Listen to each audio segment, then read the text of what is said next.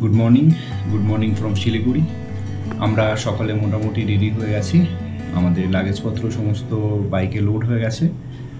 তো আজকে আমরা যাব পিলিংয়ের দিকে। পিলিংয়ে যে জায়গাগুলো আছে, স্কাই ওয়াক, সিনসোল ব্রিজ, ডিম্পি ওয়াটারফলস, ডিম্পি গার্ডেন, তো এইগুলো আমরা আজকে ঘোরার চেষ্টা করব। তো ঠিক আছে, এখন বেরোচ্ছি, রাস্তায় কথা হবে। তো আমরা বেরোলাম হোটেল থেকে, হোটেল অ্যাপোলো।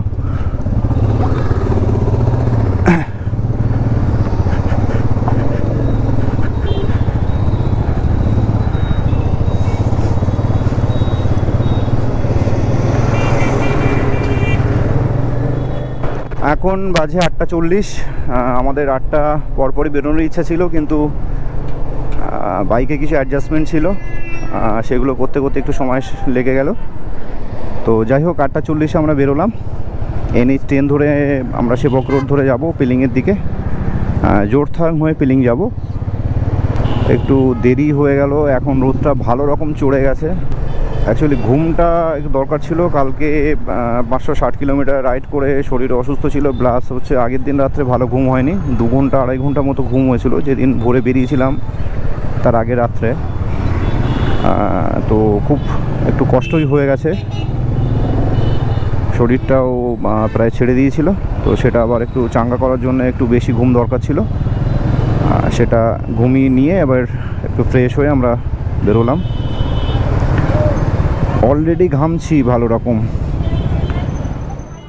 আমরা সেবক রোড ধরে এগিয়ে চলেছি। ওই সামনে দূরে আবছা পাহাড়ের রেখা দেখা যাচ্ছে। NH10 ধরে চলেছি। এখানে ভালো রকম কাজ চলছে, সম্ভবত 4 লেন হবে এবং পাশে সার্ভিস লেন ধরে 6 লেন টোটাল হবে। বেশ ভালো রকমের কাজ চলছে এখানে। এখানে হালকা ধোঁয়াশা ব্যাপার আছে সকাল থেকেই, এটা আমি লক্ষ্য করছি। আমি ভেবেছিলাম সকালে এইখান থেকে হয়তো আমরা কাঞ্চনজঙ্ঘার ভিউটা দেখতে পাবো অল্প সময়ের জন্য হলেও, কিন্তু কাঞ্চনজঙ্ঘা তো দূরের কথা, সামনে যে পাহাড়গুলোই আছে।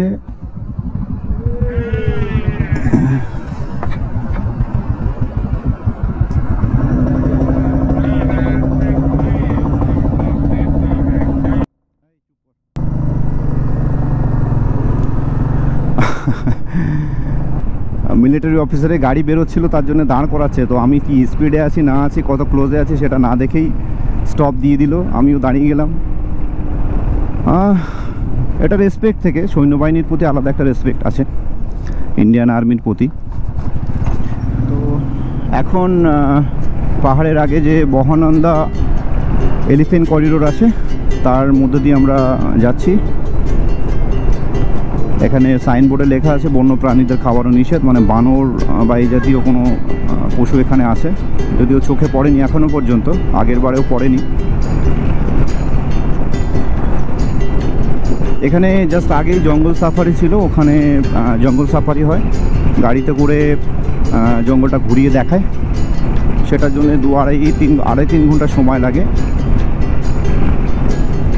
তো এখন করাটা একটু কষ্টসাধ্য, কারণ এই গরমে করা যাবে না, ওটা শীতকালে বেশ ভালো সময়। এটা হচ্ছে এলিফ্যান্ট করিডোর, এখান থেকে এলিফ্যান্ট পারাপার করে। দারুণ লাগে এই জায়গাটা দিয়ে পার হতে, সত্যি খুব সুন্দর লাগে। চারিদিকে ঘন জঙ্গল, সবুজে সবুজ। NH10 এই প্রথম পাহাড় দর্শন। প্রথম মানে আমি বলতে চাইছি এবারের ট্রিপে প্রথম সামনে থেকে ছোট পাহাড় দর্শন। এইবারে আস্তে আস্তে ধীরে ধীরে উপরে উঠবো আমরা। ছোট্ট একটা ব্রিজ পার হতে হবে, সে দেরি আছে। একটা পাহাড়ি নদী। তো এখন চলে আসলাম, এই গাড়ি আছে দেখিস, তিস্তা ভিউ পয়েন্টে। স্রোত এখানে ভালো রকম আছে, মানে মনে হচ্ছে আগে যে ড্যামটা ছিল সেই ড্যামটা হয়তো জলটা স্টোর করছে না, ছেড়ে দিচ্ছে। জানি না কি অবস্থা আছে ড্যামের। ওই প্রাকৃতিক বিপর্যয়ের পরে এই প্রথম তিস্তা দেখছি। বর্ষাকাল বলে জলটা যথেষ্টই ঘোলা, এবং এখানে বালির চরগুলো এতটা ছিল না। আগে দেখেছি এরকম চর ছিল না, সেগুলো প্লেন দীর্ঘদিনের চর। এগুলো ডিজাস্টারের পরেই এই চরগুলো সম্ভবত পড়েছে এখানে। নদীর ধারে ধারে বা এর ধারে ধারে ল্যান্ডস্লাইড দেখতে পাচ্ছি দূরে। আমরা সেবক রোডে NH10 ধরে বেশ কিছু জায়গায় চলে এসেছি, মোটামুটি 8-10 কিলোমিটার। খিদে পেয়ে গেছে সকালে। এই একটা ছোটোখাটো রেস্টুরেন্ট দেখছি, এখানে কিছু ব্রেকফাস্ট করে নেবো, তারপরে আবার বেরোবো। NH10 এই জায়গাটা সম্ভবত ধস নেমে গেছিলো, পুরোটাই নতুন করে আবার মাটি টাটি ফেলে আবার রাস্তা বানানোর চেষ্টা চলছে। এখানে গার্ড ওয়াল দেবে একটা।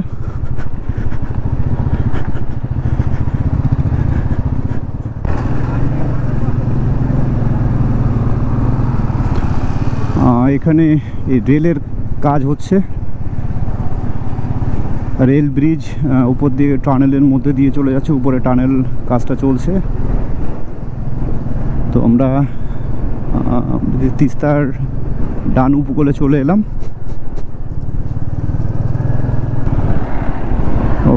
ওর বিভৎসতা এখনও দেখা যাচ্ছে। নিচের বাড়িঘরদরগুলো পুরোটাই বালিতে ঢেকে গেছিলো, এখনও সবটা ক্লিয়ার হয়নি। 2 তলা 3 তলা পর্যন্ত বাড়ি নিচের পুরোটাই বালিতে ঢেকে গেছিলো। তিস্তার মাঝে অনেক অংশে চর পড়ে গেছে এবং নদীটা অনেকটা উপরে উঠে এসছে, নদী আরও নিচে ছিল। রিভার রাফটিং চলছে, কিন্তু মাঝখানে পুরো চর।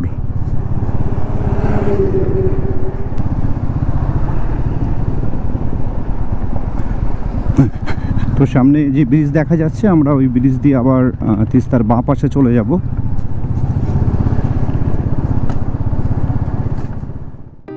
তো তিস্তা নদী আবার আমরা ক্রস করছি, ব্রিজটার নাম জানা নেই। এখানে প্রত্যেক গাড়িকে জিজ্ঞাসাবাদ করছে কোথা থেকে আসছে, কোথায় যাচ্ছে, এবং তাদের নাম্বারগুলো নোট করছে। এখান থেকে যাব জোরথাং, জোরথাং থেকে আমরা পেলিংয়ের দিকে যাব। নিচে দেখা যাচ্ছে ওই বাঁ দিক থেকে চলে যাচ্ছে তিস্তা, এবং এইখানে একটা সুন্দর হোমস্টে প্লাস হচ্ছে হোটেল টাইপের কিছু একটা ছিল, যারা রিভার রাফটিং বা অন্য অন্য কাজগুলো করাতো। কিন্তু এটা আগে দেখেছি খুব সুন্দর করে সাজানো ছিল, কিন্তু বাড়ির উঠানে 8 থেকে 10 ফুট বালি দাঁড়িয়ে গেছে। এই হচ্ছে বর্তমান অবস্থা ডিজাস্টারের পরে। জোরথাঙে চলে এসেছি। জোরথাঙে বেশ ভালোই জনবসতি আছে, এখানকার হোটেলস হোমস্টে সব কিছুই আছে। বিশাল মেগামার্টের একটা স্টোর দেখলাম, SBI-এর ব্যাংক, SBI ব্যাংকের ব্রাঞ্চ আছে। বেশ ভালোই বড় জায়গা।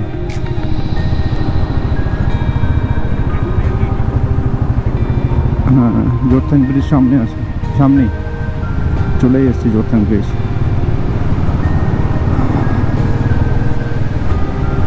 এখানেও বেশ সুন্দর কৃষ্ণচূড়া গাছ।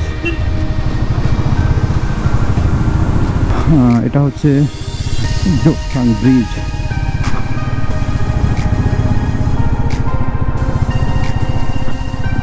আমরা বেশ কিছুটা আগে থেকেই সিকিমে প্রবেশ করে গেছিলাম, আমি খেয়াল করিনি। জোরথাং আসার পরে খেয়াল করলাম না আমরা অলরেডি সিকিমে।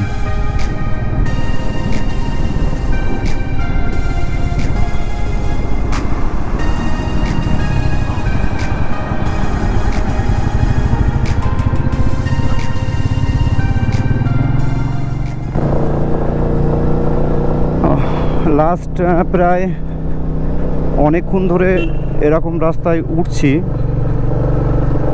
অ্যাকচুয়ালি এরকম এক্সপেক্ট ছিল না, প্রচণ্ড স্টিপ ছিল রাস্তাটা।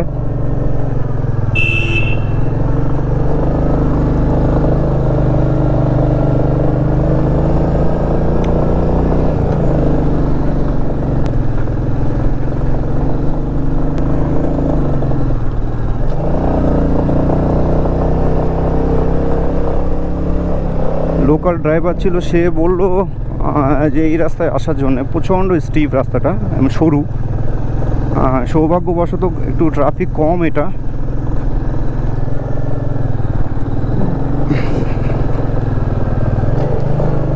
First gear.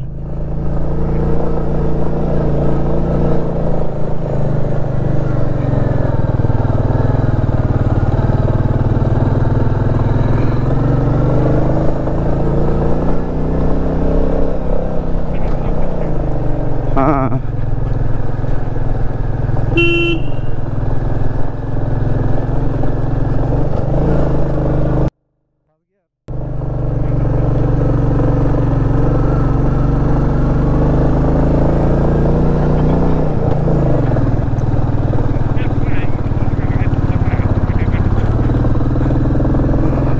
আচ্ছা, জুম বলছে এখান থেকে 4 কিলোমিটার। জুমে কি আসতে চেয়েছিলাম,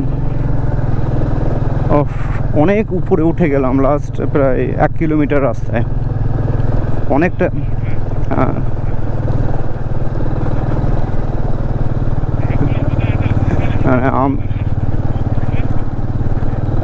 আসলে আমি এসেছি কিন্তু আমার সঙ্গে আমার বন্ধু আছে, সে এই পাহাড়ে ফার্স্ট টাইম আসছে, তো ফার্স্টেই তার যা এক্সপিরিয়েন্স হয়ে গেল এবং খুব ভালোভাবে সামলেছে। আমি তো ভাবছিলাম যে কি করবে, এবং সুন্দর ফার্স্ট গিয়ে সুন্দরভাবে তুলেছে।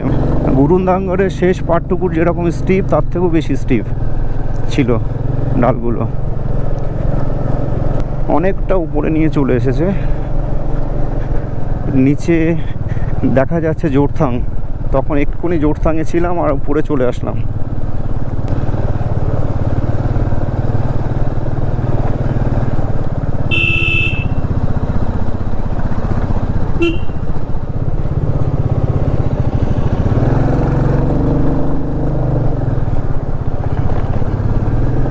ওঠা শেষই হচ্ছে না, মোটামুটি পাহাড়ের টপে পৌঁছে গেলাম, এখনও চলছে ওঠা। এই ভাবছি হয়তো শেষ, আবার নতুন ভাঁজে নতুন করে শুরু হচ্ছে।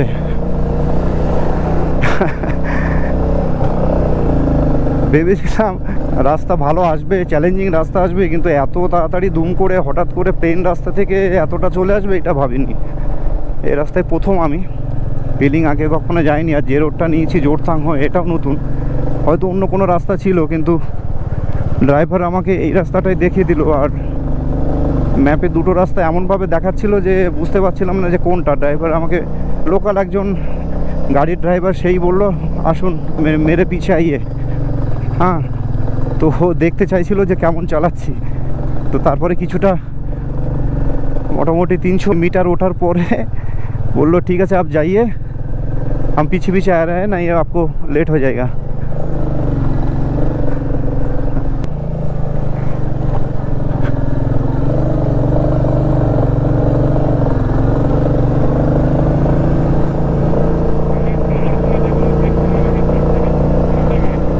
হ্যাঁ, ওই যে পাহাড়টা দেখছিলাম তার মাথার দিকে যাচ্ছি, উঁচু পাহাড় যেটা দেখা যাচ্ছিল তার মাথায় যাচ্ছি হয়তো।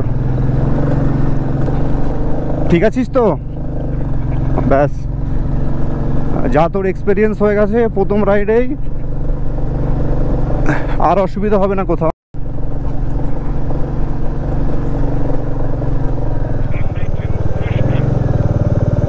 আচ্ছা, এখান থেকে ও এই না না না না এই রাস্তাটাই, এটাই উপরে আর উঠতে হবে না। হ্যাঁ হ্যাঁ ঠিক আছে, সামনে এই সামনেটা গিয়ে দাঁড়াবো। চাটা পাওয়া যাবে কি এখানে? না, এখন আমরা একটু পাইন জঙ্গলের মধ্যে দিয়ে যাচ্ছি। চারিদিকে বড় বড় পাইন গাছ, সমস্ত রাস্তারও জুড়ে নেই, মাঝে মাঝে কিছু কিছু ঢালে পাইনের গাছ দেখতে পাচ্ছি।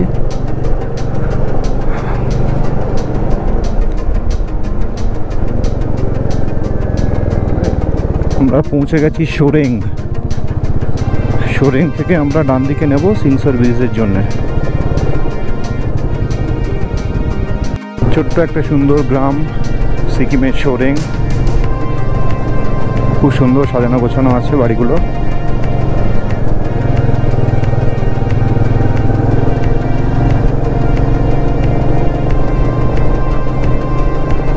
এখনও এখান থেকে সিংসুর ব্রিজ প্রায় 16 কিলোমিটার।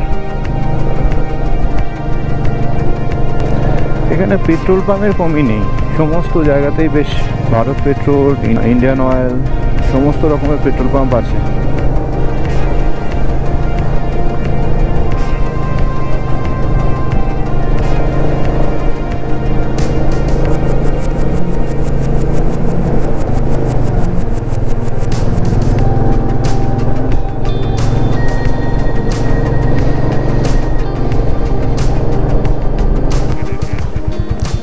সুন্দর একটা জায়গায় এসে দাঁড়ালাম আমরা। যাচ্ছি এখন সিংসুর ব্রিজের দিকে।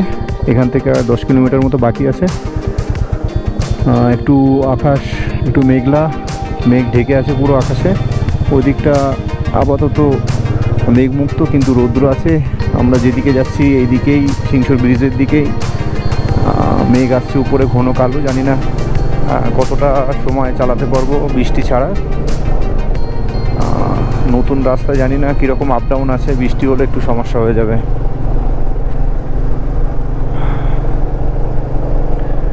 যে রাস্তাটা যাচ্ছি এটা মোটামুটি ভালো রাস্তা। পেলিংয়ে যাওয়ার আরও দুটো রাস্তা আছে, তো যেহেতু আমরা সিংসুর ব্রিজ যাচ্ছি, জোরথাং হয়ে এই রাস্তাটা এসছে। জোরথাং হয়ে সোরেং হয়ে আমরা যাচ্ছি সিংসুর ব্রিজ।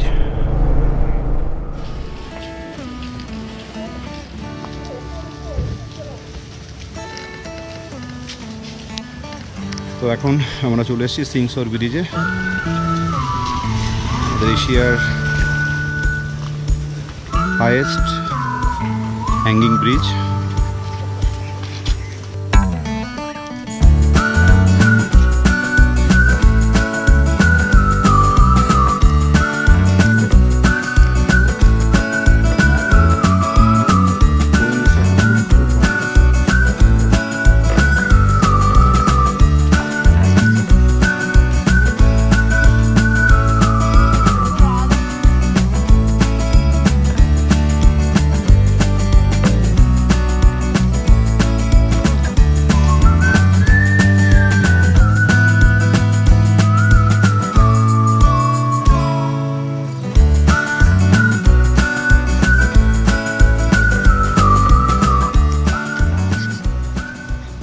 তো এখন আমরা সিংসুর ব্রিজের উপরে আছি, এবং এটা পুরো এই উপরে যে কেবেলগুলো আছে এর মাধ্যমে ঝুলছে।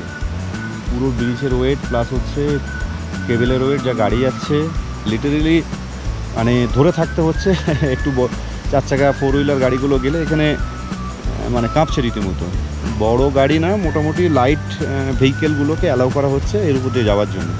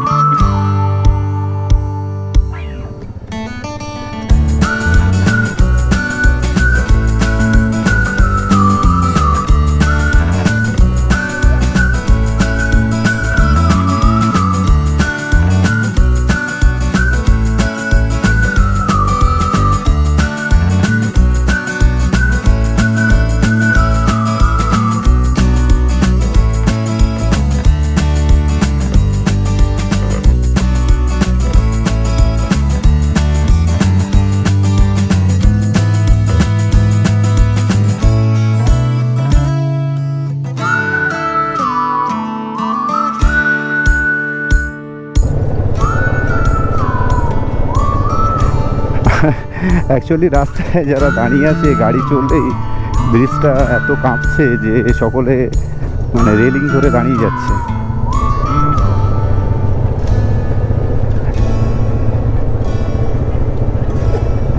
একটা জিনিস অবাক লাগলো, এরকম একটা ব্রিজ, এখানে কিন্তু কোনো সিকিউরিটি সেইভাবে নেই।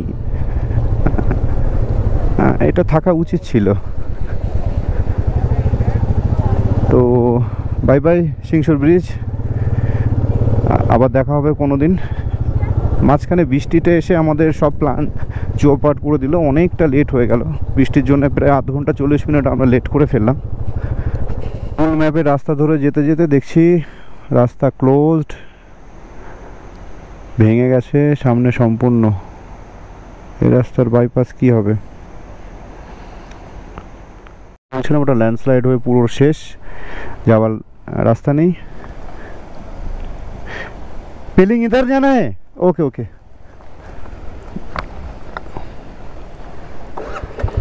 তো এখন আমাদের এই রাস্তাটা নতুন করে বানিয়ে এখন এইখান থেকে যেতে হবে। ডিপ আছে,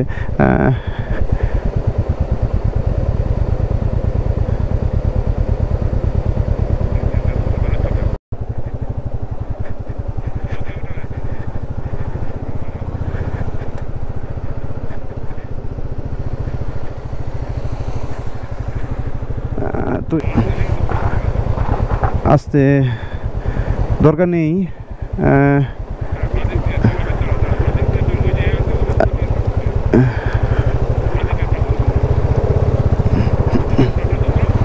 না না, বাঁ দিক দিয়ে সমস্যা হয়ে যাবে, ওখান দিয়ে যাওয়া যাবে না, লুজ পাথর ওটা। হ্যাঁ,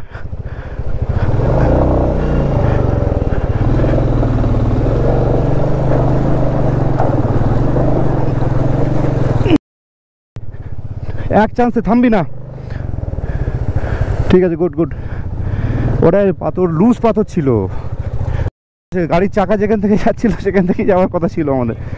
হ্যাঁ,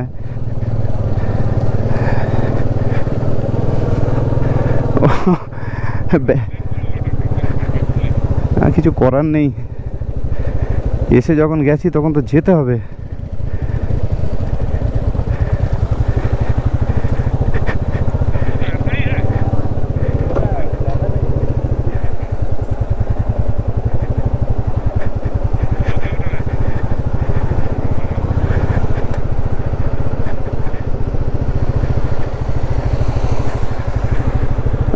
তো এটা নতুন করে রাস্তা একটা বানিয়ে দিয়েছে আপাতত, ওই রোডটা যেটা ওখানে ল্যান্ডস্লাইড হচ্ছে সেটাকে লিঙ্ক করার জন্যে। তো এই একটা ছোট্ট রেস্টুরেন্ট মতো এখানে দাঁড়িয়েছিলাম একটু চা খাওয়ার জন্যে। তো পিছনেই দেখছি একটা সুন্দর বেশ ঝর্ণা আছে, অল্প জল পড়ছে কিন্তু অনেক উপর থেকে জলটা পড়ছে, বেশ ভালো একটা জায়গা।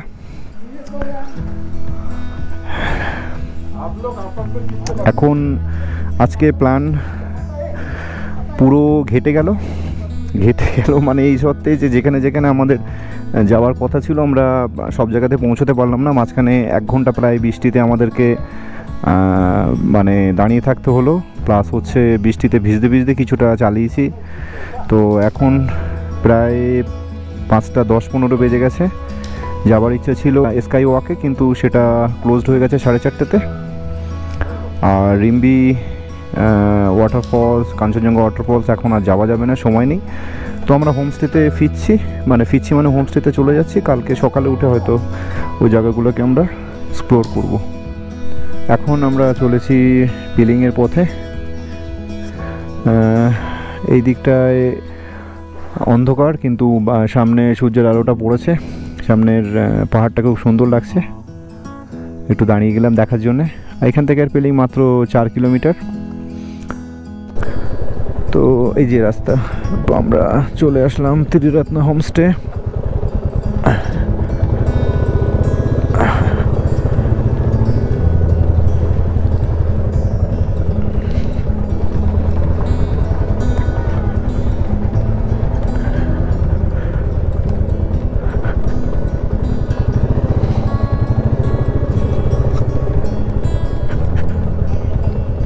कहाँ रखे?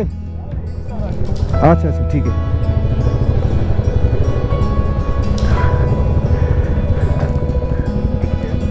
अच्छा दाम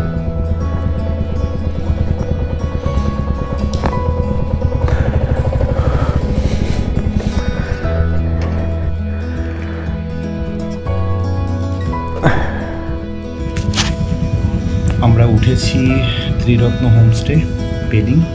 এটা পেলিং স্কাই ওয়াকের খুব কাছাকাছি। তো বেশ সুন্দরভাবে সাজানো গোছানো, খুব বেশি রুম নেই এখানে, 6টা মতো রুম আছে। আর একটা বেশ বড় বিল্ডিং হচ্ছে, 5তলা বিল্ডিং পাশেই, এখনও পুরো রেডি হয়নি। তো বেশ পাহাড়ের ঢালে সুন্দর প্রাকৃতিক পরিবেশের মধ্যে এই হোমস্টেটা বেশ উপভোগ্য। ত্রিরত্ন হোমস্টেতে আমরা এই রুমটা পেয়েছি। মোটামুটি ঠিকঠাক, বেশ সাজানো গোছানো, এবং টয়লেটটাও মোটামুটি ঠিকঠাক।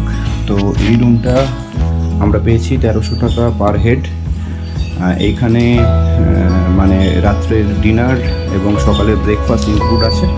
তো বাইরের পরিবেশটা আর একবার দেখাচ্ছি। রুম থেকে বেরিয়ে এটা হচ্ছে বাইরের পরিবেশ, বেশ সুন্দর।